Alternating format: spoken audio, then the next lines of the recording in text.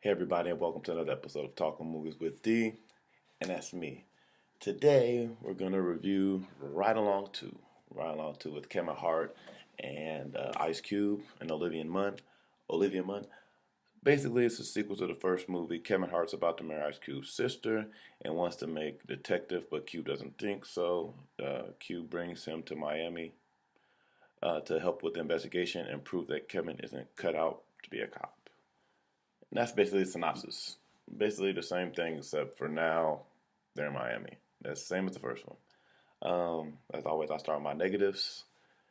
Basically, it's just like I said, it's just a rehash of the first one, just different venue, trying to spend a little more money and go a little bigger with the jokes.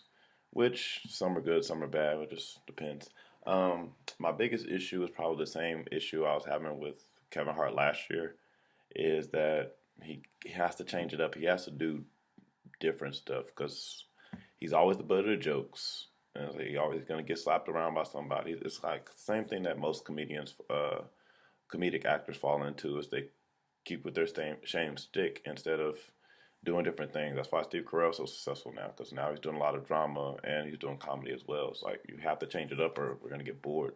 And I think that's really my biggest issue with the movie, and with the last few of his movies, basically. Uh, as far as story, it does have a lot of plot holes. Like throughout the movie, they keep getting these super nice cars, but neither of them have a job that are connected to get those cars. They kind of briefly try to slide by on how it happens, but it's not really believable, and a lot of stuff's not really realistic as well. Um, Probably it's funny because I saw this with my mom because she would definitely want to see it, but she even said when she came out of it, she's a big Kevin Hart fan, and I'm a big Kevin Hart fan, big Ice Cube fan. Love Ice Cube's music and a lot of stuff he does, like 22 Jump Street, and I like a lot of things Kevin Hart's do. Like I see his stand up comedy live. It's just he has to get out of this role for movies, but for the jokes, majority of them were in the trailer, which is always scary when you're going to see a comedy. Is that you hope all the jokes are in the trailer, or that there just are so many jokes that you don't have to worry about the ones that are in the trailer. So it kind of was like, oh, this is about to happen, this is going to happen. Or if something seemed like it was going to be bad, I'm like, no, it's going to happen to Kevin Hart. There's no way it's happening to Ice Cube. It's whatever's going to happen is going to happen to Kevin Hart. And it kind of just took away from the laughter and the enjoyment of the film because it was too predictable. Um, and I think my last negative for it is it's just like the first one in the sense that it's unforgettable.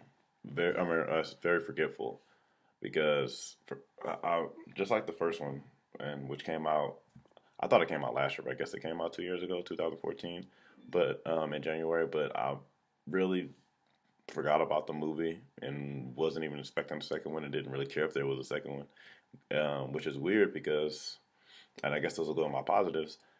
Kevin Hart and Ice Cube, I think, have good chemistry. Even their promotion for the marketing for the movie, I think they're good when they do the stuff with Conan O'Brien and they're riding in the car, just being themselves and joking around, or their interviews.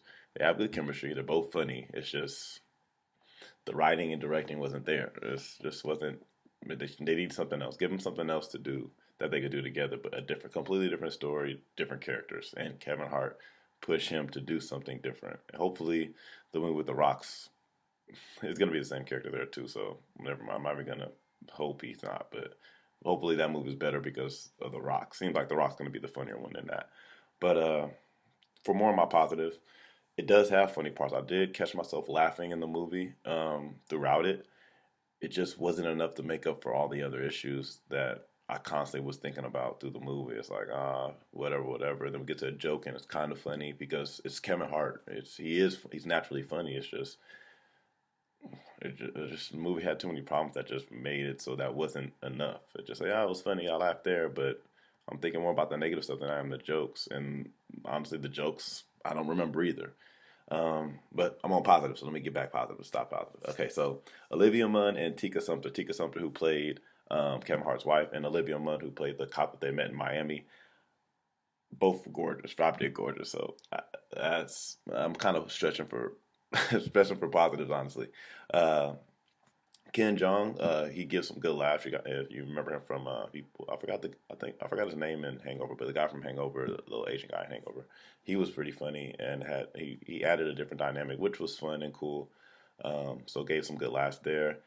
And the last part is most of them are probably in the trailer, but just like the first one, some jokes are gonna stay with you. You're gonna quote some of the stuff from the movie, like when he's this is in the trailer, but when he slaps Ice Cube because he's like acting like he's Ice Cube's a servant or whatever, and he's talking in that accent like he's a king or something like that.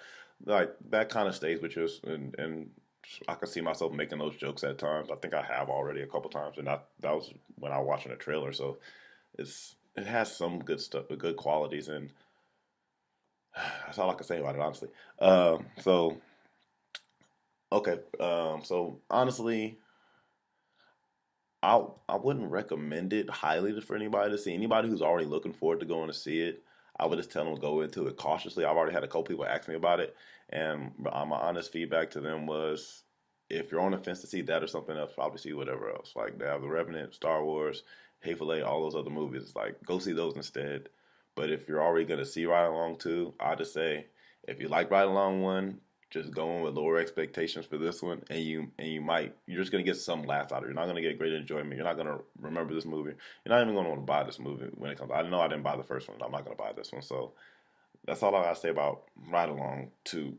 I got to do a score, huh? So I feel bad because I'm such a Kevin Hart fan, but I'm gonna give the score a 5.5 out of 10.